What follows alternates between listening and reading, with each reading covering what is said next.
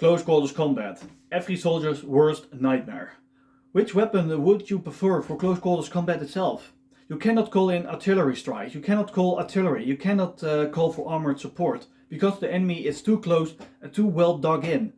The only thing you can do is suppressing fire and try to move forward with your company. Even you do not have armored support. The weapon that you have is the weapon of choice that you must win a battle with. And your opponent is a very determined enemy, but yet you refuse to give up. Which weapon would be the best eventually in the long term? Every weapon has its advantages and disadvantages.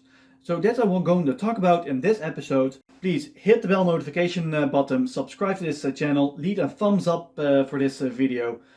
Please share this video with your friends and family if you are fairly interested in tactical environment and also for airsoft and the historian point of view. Without further ado, let's start this video right now. The Americans and coalition armed forces, close quarters combat was a real thing. During the fighting of close quarters combat, the US were a little bit in disadvantages. Their weapons were a little bit too long, they were still using M16 models, and most of them were still using iron sights.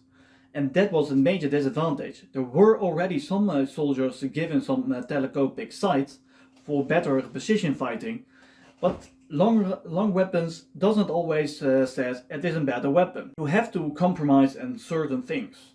And that is what I find the most intriguing for close quarters combat. When I played airsoft for the first time, I didn't mind even look at it modernizing my weapons.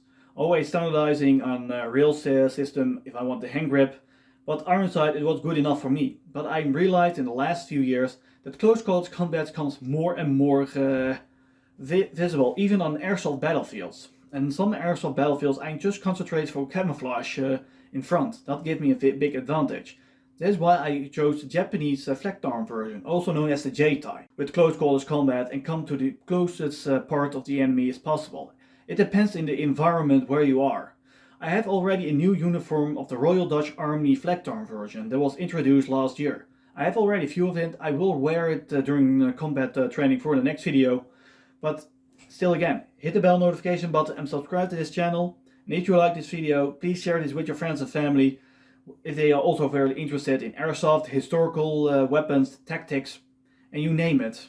I do hope that you will subscribe to this channel. The close quarters combat was already in developing as late as the 1950s actually, not in close quarters combat in urban environments yet. The Chinese showed us, even the Russians have showed us during the Second World War, that close quarters combat came more and more efficiency. Submachine guns were the main weapons of choice in urban combat fights. If you want firepower, submachine gun was the main of choice. The Korean War breaks out. The Chinese interfered late in 1950 and they also fight as close as possible. It doesn't matter which weapon they have, bolt action rifle or a submachine gun, or captured ammunition weapons from the US coalition. Fast forward to the Vietnam War. Even the Vietnamese NLF, the National Liberation Front, also known as the Viet Cong, and the People's Army of Vietnam were fighting in the close quarters combat in many parts in jungles and cities like the Tet Offensive. You could see that it was a big advantage for the defender every time again. You're fighting on the home turf of the enemy. That is always a big advantage compared to an invader. The Russians in counterparts, during the Cold War itself, their weapons were concentrated for close quarters combat. That is why the AK was not built for great accuracy. Great accuracy around 300 meters with a little bit luck. Close quarters combat, it was the weapon of choice for the Russians. The Western European countries were mainly equipped with the FMFL, and the Americans for a short while had the M14 model. The M14, of course, this is not the same model. It has a black stock version, plastic made out of it. But it was an M1 Grand Action. And that is what the Americans wanted it. They wanted a full-size powerful cartridge with a long rifle to do that. So I will already make a video of that, link in the descriptions down below. But the Americans soon abandoned the 7.62 and the M14 as 1965-1967, with the M16 eventually become the main standardized weapon, most favorite weapon sold off in the whole world, and even private collectors in the US itself. Close quarters combat really started to develop in the invasion of Iraq and later on in Afghanistan. Even the US was victorious in the end.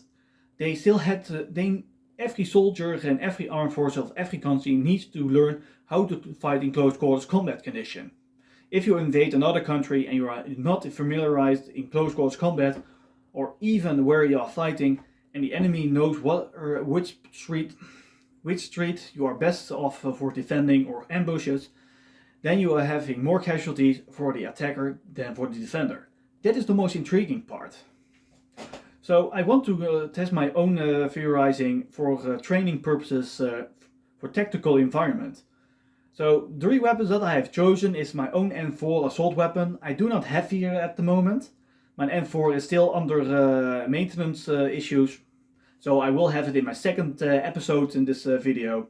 Second weapon is one of my favorites and deserves also some more credit for close quarters combat scenarios, and that's the Type 89 assault rifle, made in 1989, designating Type 89. The Japanese are the only country around the world using this type of model. It has some similarities with the FN-FAL, the FNC that the Royal Army of Belgium is still in service with, and even with the Army of Switzerland is a little bit in comparison to that. But the Japanese did not upgrade their standardized weapon. And they did not even saw combat. Even the Japanese sent an expeditionary force for peacekeeping mission as close to the rearguard echelon unit as possible for helping the civilians in Iraq. The Type 89 was there. Some of them did have telescopic sights, but not all of them. So even the Japanese government thought it was no need for only iron sight was good enough. So why spend the money for a telescopic sight like the Americans do? And later on, around 2010, they realized they need telescopic sights. But some soldiers in the Japanese self-defense force started to buy their own version. So I even heard that even an AK-47 scope was on a Type 89. I'm not 100% sure if that rumor is true. So far I could not find any pictures online, but it would be really interesting if it is true. But the Japanese self-defense force will standardize on one telescopic sight eventually. But the problem with the Type 89, it is long and it is not compact enough for close quarters combat. But Japanese are still training with it and is still the frontline weapons of choice. It is also a bit front heavy, and that's the main problem is with the bipod. Made of metal, but you can remove it, and that's also a big advantage. Then you have a little bit more lighter weapon and you can put a handguard in front. Remove the handguard from this standardized A-Type 89 and you have a real system option. That was also an option for the Japanese. Remove the old-fashioned stock version like the M16 and replace with an M4 infolding version. That was all possible. This weapon could have more potential than many people think. I also made a video about that. If you are interested, there is a link in the descriptions down below to see what I have told about the options that the Japanese self-defense force had instead of making a new assault weapon, the Type 20 rifle. You can see that in there's not many footage around, so I have not made a video about that yet. But back to the topic. If they just looked around, what can we upgrade with the standard Type 89? There were many potential, but unfortunately the Japanese never went there. Even the selector switch has some advantages as disadvantages. I will go to show you that even in a separate video in episode 2. Even it's an airsoft version, even the Americans doesn't have access to an original Type 89.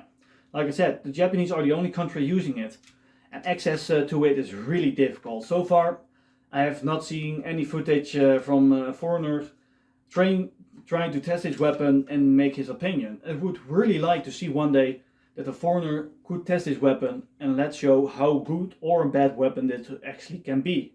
So let's go to the last weapon. The last weapon of choice is of course pull-pop designs. And what I've chosen is the steyr AUG. Of course, the steyr AUG has also some disadvantages, or even the Israeli model. The Israeli model has more advantages compared to a standardized steyr AUG, but I don't have access to that. I have tried to find one for myself, but some are too expensive. So we have to do with this one. Like I said, I have many options for the rail guard system gadget on. I have options for a hand guard at front, base attack, flashlight, scopes, you can name it. and the non-precipitating bolt system, it is really good for close quarters combat. I can firing with a long barrel for long range distance. Of course, the drawback is this weapon has no selector switch and no bolt release, and especially not a magazine release. But I have to put my left hand to remove the magazine. That's a really disadvantage. But I really want to see what is the most comfortable weapon to use for close quarters combat. Like I said, every weapon has its advantages and disadvantages. The bullpup design has definitely some advantages compared to a traditional assault rifle that we all have, like the M16 and the AK-47. Oh, left-handed, give it here. So you can, instead of the brass flying in your face, it goes on the left side out. Just a little bit adjustment. So that is what I want to do in the next video. Close quarters combat has developed in the last 10 years, and we have seen that more and more develop even quicker. Even the US with their next generation assault weapons, the only two are still in the race is the General Dynamics, the bullpup design, and Sig Sauer's standardized M16 version of an assault weapon in 6.8. So I do hope you have enjoyed this video. It was a little bit long, but at the same time close quarters combat has changed, and I am also really seeing on the airsoft battlefield this has been also changing, and I'm really in a disadvantage because I have been concentrating too much for a camouflage environment. My weapons need to be upgraded, and I have to consider which weapon to choose if I want to fight in close quarters combat or in long distance fighting. So the M4 that I have right now will be converted from a standardized sport machine gun that I actually use to a standardized sniper conversion. So this would be better for, especially not good for close quarters combat, so I will have a pistol with it me. It all depends which is your favorite weapon. So I do hope you enjoyed this video, and I do hope you will see me in the next episode with a good friend of mine who will also judge with the 3 weapons that I have presented which weapon would he prefer, and I would prefer for close quarters combat scenarios. Even it is just we shooting at BBs, the most important thing is we testing in close quarters combat scenarios, running and training itself. That's the most important part for me then. Training is also important to become a good shooter. So I do hope you enjoyed this video, and please hit the bell notification button, subscribe to this channel, and I do hope I see you all next time.